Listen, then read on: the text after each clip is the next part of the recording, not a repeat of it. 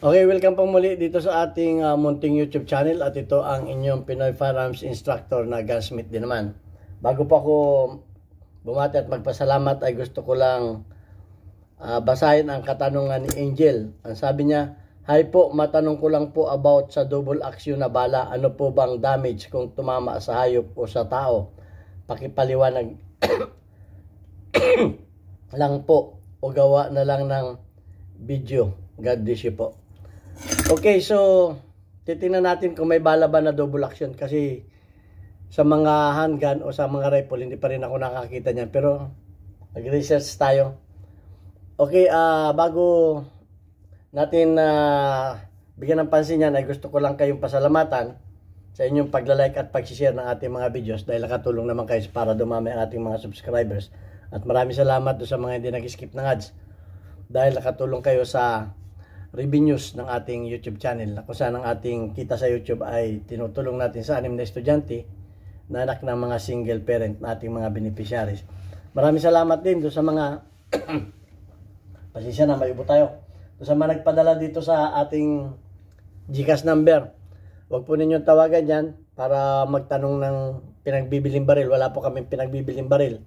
Mag-message po kayo dyan kung kayo ay may padadalang tulong sa ating mga beneficiaries para kayo ma-recognize ng ating YouTube channel kagaya ni Aljon Diting at Jubit Francisco. At maraming salamat lalo tigit kay Noli Peace America ng Virginia, USA sa pagpapadala sa ating premiere videos.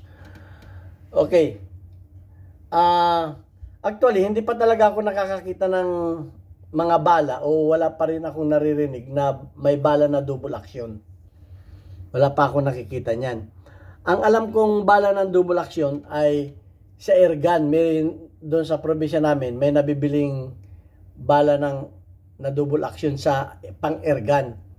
So, ang epekto niyan, pag tumama sa buto.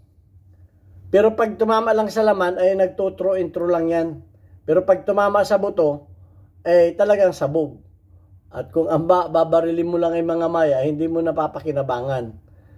Kahit pa yung mga kalapati. Pero pag manok, yun, ay talagang pag tinama sa buto ay fracture agad. At talagang hindi na makakalayo. Hindi na makakalayo yung hayop. Pero nakakaano naman kainin dahil alam niyo may powder yun.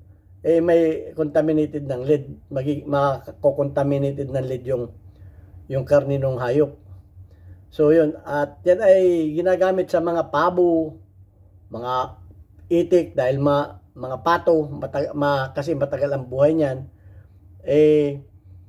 Yun doon ako may nakita na double action. Pag tumama nga sa sanga na mga ganito kalakihan, mga ganito kalaki sanga putol kasi nga sumasabog yan. So yun ang nakita kong double action. Pero sa mga handgun, pistol, revolver, wala pa ako nakita kahit sa mga rifle. Dahil siguro napakadelikado niyan. So nag-research tayo para malaman natin kung may bala ba na talaga na double action. At para malaman din natin kung anong epekto niyan. At kung meron man yan, ay sigurado ko napakagandang ano niyan, pang self-defense niyan. Pero ang tanong, papayagan ba yan ng napaka-sobrang lethal niyan? Pagkaya nang ginamit sa sa mga handgun o sa mga live firearms, mga live ammo. Dahil siyempre, pag tumama yan ay palagay ko, mahirapan ng doktor kahit hindi pa yan mamatay kasi sasabog sa loob, ay di siyempre malaki ang damage niya sa loob. Dahil yun ngang hollow point sobra-sobra ng pang stopping power. So lalo na yung double action. Mantakin mo pag tumama sa loob ng katawan, puputok pa. O di baka naman hindi na payagan ng human rights yan. Dahil nga kumbaga salip na maano mo lang yung threat, ma-suppress mo lang yung threat, mapigilan mo lang, ay talagang patay na. At siguro kung sa mga paa mo tinamaan yan, ay sigurado baka putulin na. Dahil yung buto niya, sigurado pag tinama yung buto ay mawawasak. Yan ay sarili kong opinion ha. Kung merong mga ganyan na mga bala. Kasi nga, yung nakita ko no na sa mga airgun, talagang yung hayop na tinamaan ay hindi na nakakalayo ng ilang hakbang. Kahit hindi tinamaan sa mga vital points. Talagang kasi nga, pag tinama sa buto, puputok. Mantakin mo, puputok pa sa loob ng katawan. O edi parang tinaniman mo ng bomba sa loob ng katawan yan. Kung mayroong mga ganyang bala. Pero tingnan natin kung may bala ba talaga na ganyan. Kasi nga, naghahanap din ako ng ganyang bala.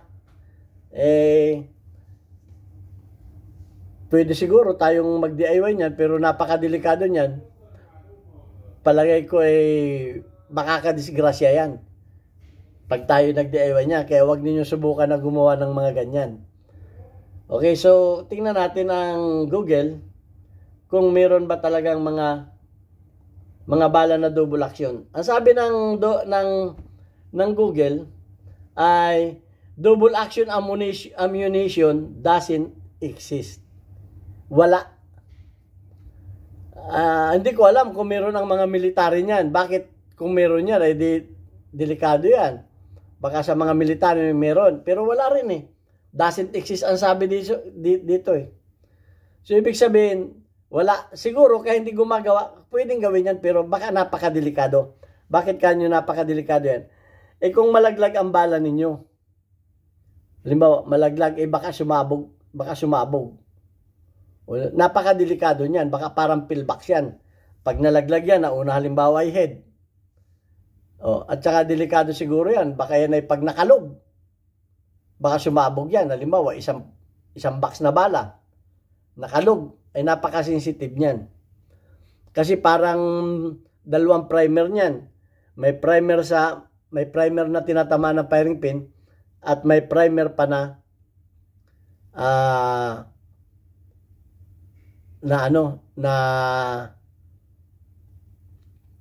nandito sa loob nito. Pero nagbukas ako ng malalaking bala. Saglit lang.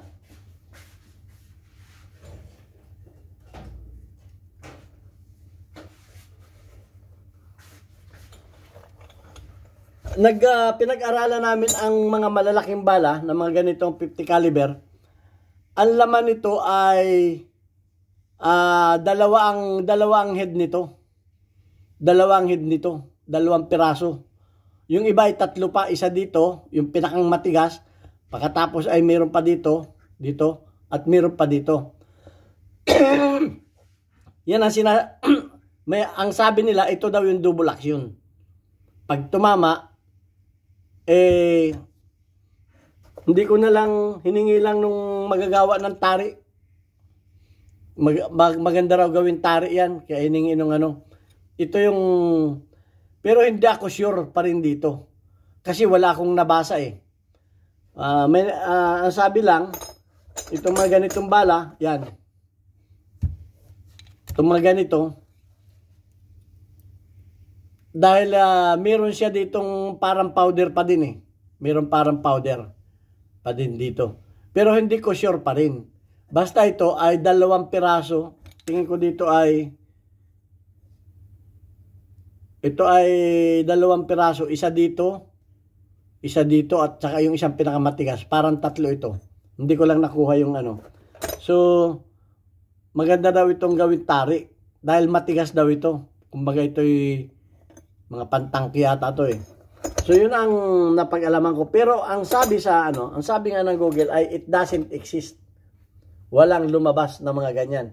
Hindi ako sure dito na pinag-aralan lamang namin itong mga bala na ito. Kaya kami nagbukas nito. At wala talagang sinabi, lalo tigit sa mga handgun, walang sinabi dito. Ang sabi dito ay double action ammunition doesn't exist. Walang lumabas talaga. Ang sabi dito, it's a misunderstanding of a double action DA firearms. Yung trigger ang double action. Yun ang napapagkamalian daw na double action, which are type of handgun mechanism where pulling a trigger performs two actions, It cocks the gun, hammer, and then release it to fire the round. The action is inherently safer and faster for self-defense than single action, as it requires no manual cocking through the longer, heavier trigger pull can be challenging for someone shooters. So, ang hindi ko na papaliwanag ito dahil alam na natin itong double action at single action na trigger. So, ayan. At wala akong mapapaliwanag dito. Hanggang doon lang ang paliwanag ko. Ay, kasi wala namang wala namang, ang sabi dito, walang lumabas eh. Doesn't exist. So, sa katanungan ni Angel ay hanggang doon lamang ang aking sagot. Dahil alangan namang ako ito naman binuksan ko na ito, hindi rin sigurado na double action ba tong bala na to. Although dalawa yung head niya na magkahiwalay, yung nakalagay dun. So, dahil nga naghahanap kami ng bala na double action, wala kaming nakita. Pero yan lamang ang masasagot ko sa ngayon at wala daw double action na bala.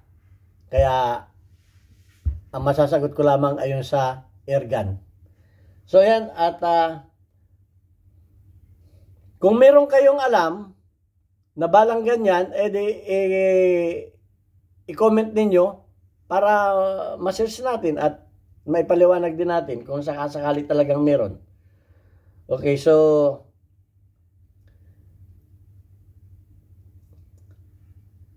shout out daw, sabi ni Ger Pantonyal.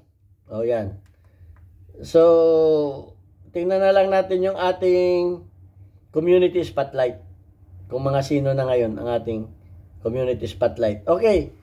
Shout out kay Amboy Llanes, meron kang 47 engagement. Shout out kay Nueva Prepare, meron kang 29 engagement. Shout out kay Saipula Usudan, meron kang 40 engagement. Shout out kay Creed, meron kang 1 engagement.